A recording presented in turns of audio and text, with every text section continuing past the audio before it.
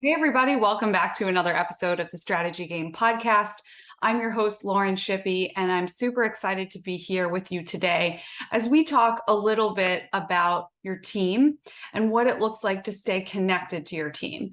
So, in a perfect world, if everything ran according to plan, you wouldn't have to figure out what you need to do to make people do things, right? They would just do them. But we know that things just don't happen that way, that it requires you to figure out how to humanly connect with your team in order to be able for them to move forward, right? And that's a big part of the puzzle. So we can say that, maybe our team just isn't motivated, or they keep getting frustrated, or they're roadblocked, or they have too many hurdles, or they have too many things on their to-do list. But really at the core, connection is what drives productivity. So I'll say that again, connection is what drives productivity. So I want to ask you today, are you connected to your team? And we're going to look at a few ways, a few things that you can do to connect with your team. And then we're also going to review some questions that you can ask to reflect. So if you don't have a piece of paper or a notebook in front of you, I would really encourage you to grab your journal, a piece of paper, and let's just work through this together. So let's just pretend like I'm right there with you, sitting next to you, and we're thinking about what your team structure currently looks like, and if you're able to really sufficiently connect with them and able to move the needle forward in your organization. And this can be your business or this can be your nonprofit, because they are a large part of your fuel, as we've talked about. And so if they're not connected to you and they're not connected to the larger purpose, then they lose momentum just like you do. So when you think of Jim Collins and Good to Great, when he talks about the flywheel and the doom loop, so the flywheel is really what moves the momentum, right? What drives the organization moving forward. And there are a lot of different things that cause that flywheel to go up and over and circle back, right? Again and again. And so your team is part of that, and being connected to them is part of that. And when they feel connected, they want to work harder because they see the larger purpose. They feel like they're a part of it, and they know that you genuinely care about their progress. So one thing I will say is that people are extremely perceptive, whether we think they are or not. They notice if we really care. And if we don't really care, they really don't buy in. There's no ownership. So in order to effectively execute on this strategy of being connected to your team, you have to actually care. And if you don't actually care, I want you to ask yourself, why don't I actually care? Is it the wrong people? Are they perhaps in the wrong seats? Are there any other blockers that you're experiencing? Maybe, go back to our strategy masterclass course on the breakthrough map, where we talk about the things that you've been through your life, the experiences you've been through, and how they've shaped you. So is there a particular experience that you've had, maybe a negative experience with a previous boss, or a work experience, or a risk you took and you got shut down? Is there some kind of, we call those spirit crushing moments? Is there a spirit crushing moment or moments that is blocking you from actually genuinely connecting and caring about your team? And if there is, then that's where you need to start. So I would recommend that you go through the breakthrough map part of the strategy masterclass and get yourself clear and free first, so that you can then be available to connect with your team, so that you can move your flywheel forward and create momentum within your organization. You see how all of these things are connected and how important this is. So here are 3 ways tactically that you can connect with your team. But again, I'm going to say this with a caveat: if you haven't yet actually gone back and done the personal work to evaluate yourself and why you're not connected to the team, you need to do that first, because even if you do these 3 things, it's not really going to matter. So tactically, after you're in a healthy place and able to connect, the number one thing that you should do is schedule weekly reviews.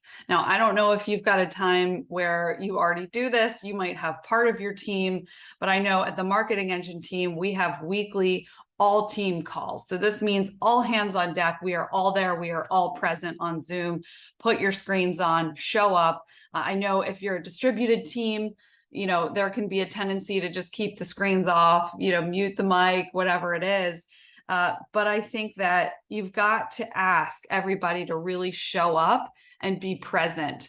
And maybe it's just an hour. Don't make it too long. We don't want to go on and on, but they know that when they show up, they can expect an effective meeting where you're also going to spend some time connecting. So something that we do in the beginning of our meetings is just spend time sharing a personal and professional win. So everybody goes around and has a chance to share, what does your week look like? Like, give us just a little bit of a headline, so to speak, on something that you consider to be a personal win and something you consider in your work as a professional win. So it challenges them. They have to step outside and report to the team in a way that's personal. And I think that's really good. And allow yourself to be human on those calls. So you can't be a robot and be a leader. It's just not going to work. You have to be a person. They have to see that you're a person. And so if you laugh or you make a joke or you share something personal about your week, right, that you did with your family or your kids, they have to know that you're a human, and they have to connect with you on that level. So I would encourage you to start your meetings with that level of connection. The second thing that's really effective, set calendar reminders to connect one-on-one with your team.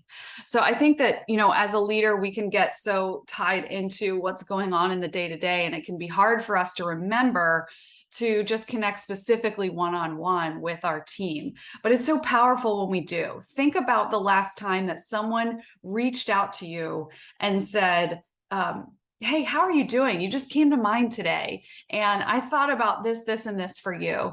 I hope you have a great day. Or something just random, but where someone saw you. You felt acknowledged. You just felt seen in that moment. And you thought, I'm so thankful that they thought of me and that they shared that. So you can do the same thing with your team. It doesn't have to be a big thing. It doesn't have to take a lot of time. All it has to take is intention. So with all of these things, I just want to preface it with this. It doesn't have to take a lot of time. It just takes intention. And intention really is the foundation of great leadership, right? So that's what we're cultivating as leaders, and that's what we're cultivating with our teams. So if this is a problem and you feel like this isn't a part of your natural rhythm, then set a calendar reminder literally to pop up on your phone to say, hey, connect with so-and-so today, connect with Sam. And then it can be a quote that you read that you loved. It can be, something that you did today that made you think of them. It can be an audio message. I'm a big fan of audio messages. Those that know me are probably laughing right now. I send a lot of them because I can be walking, I can be doing something. They can hear my tone of voice when I talk, when I speak. And I think that makes a big difference in terms of connection. So I think when people can hear your tonality and hear how you're saying things, that really helps to further solidify, and they feel like you're right there with them. So if you can, just drop them an audio message. There's plenty of apps where you can record them and save them and text them. Super easy. You can do it on the go, so there's no excuse as to why you can't get it done. All it takes is just being intentional and encouraging that person, saying, hey, how are you doing? Or here's a tip I thought of for you. I'm for you. Let me know if there's anything that I can do, to support you. And number 3, schedule quarterly events to check in with team members. So this would be just a little bit of a bigger picture. So this is different than just the one-on-one. This is different than the weekly reviews, the rhythm where you're connecting with them personally and seeing what's going on in their lives and listening to them, right? So this is quarterly, you're zooming out. And this might be, you might have performance reviews in your organization, but this is a little bit different. This is really just a check-in. So this might be a lunch that you have scheduled. This might be something fun, a fun event that you pull everybody together and you just actually zoom out and you talk about what's going on in their lives and just connect with them personally. And you talk both, right? So you talk a little bit of personal, you talk a little bit of work. So this might look like maybe it's a couple hour retreat that you're doing quarterly where you're going off site and you're just, having lunch and then you're, doing some kind of activity, whatever you can do to bring everybody together and connect. I think it's really important on that quarterly basis, because then they're seeing you make time as a leader for all the things, right? So the fun, the connection, and then also use this time to share any updates on the vision of the company and the direction and where you're going, so that they can see the forward motion and momentum of what's happening and what's to come. So here's a couple questions for reflection as we wrap up this episode.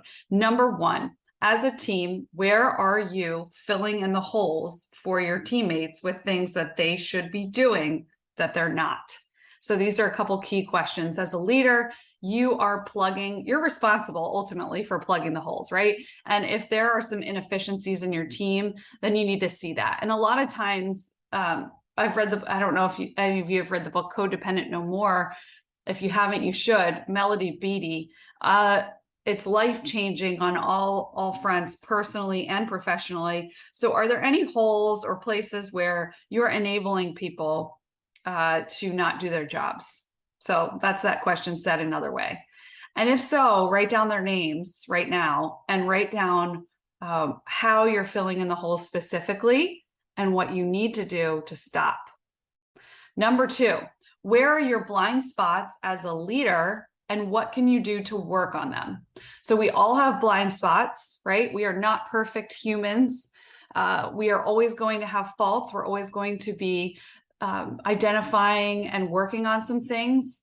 But the problem comes when we don't see our blind spots. We don't ask others to identify them.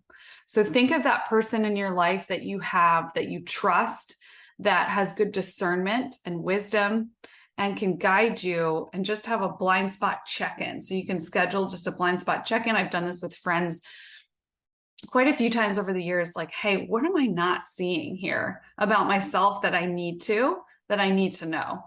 Business coaches, obviously, they can be your trusted sources as well, or it can be just somebody who you see in your life that knows you and won't let you get away with anything. That's the key. And I would encourage you to have this in all areas of your life. So if you have a business coach that's great with identifying your blind spots, but you don't have somebody in your life personally that's calling these things out, I would encourage you to get that person, because your personal life, whether you want to see it or not, does impact how far you can go and grow when it comes to your movement or your business. So make sure that you've got your blind spots covered. And by that, I don't mean that you have to fix them immediately, or you have to know what they are immediately, or you're expected to see them. You can't, because they're blind spots.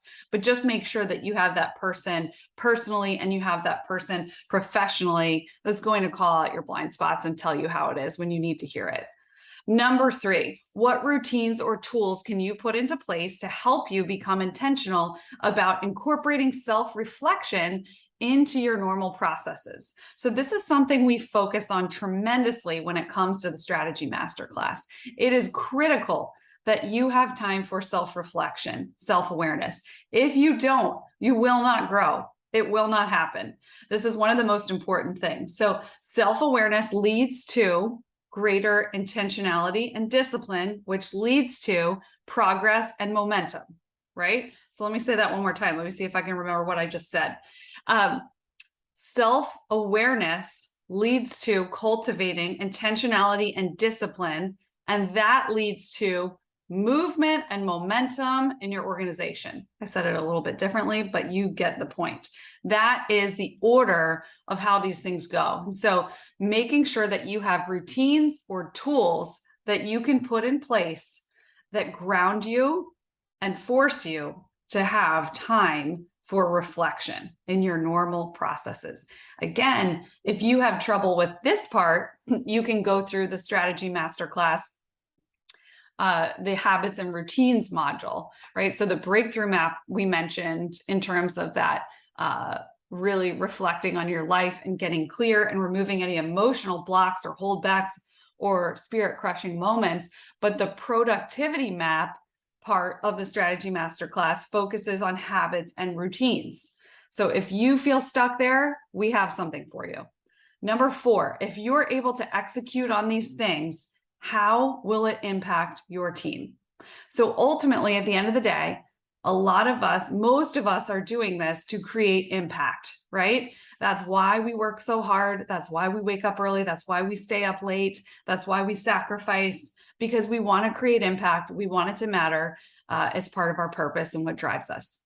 So if you're able to execute on these things, connecting with your team, right? Scheduling the team time, the one-on-one time, you're able to stop allowing people to not do their jobs, blind spot focus, right? Coverage, and become more intentional, add more time for self-reflection. How will it impact your team? Think about all those things. You can literally sit down for 15 minutes with a blank sheet of paper after this episode, listen back, and create a plan, and it will move the needle significantly for your organization. So hope this was encouraging to you today. Thanks so much for listening in. We love serving you. I will drop any links to the Strategy Masterclass in the show notes, and we will talk to you soon.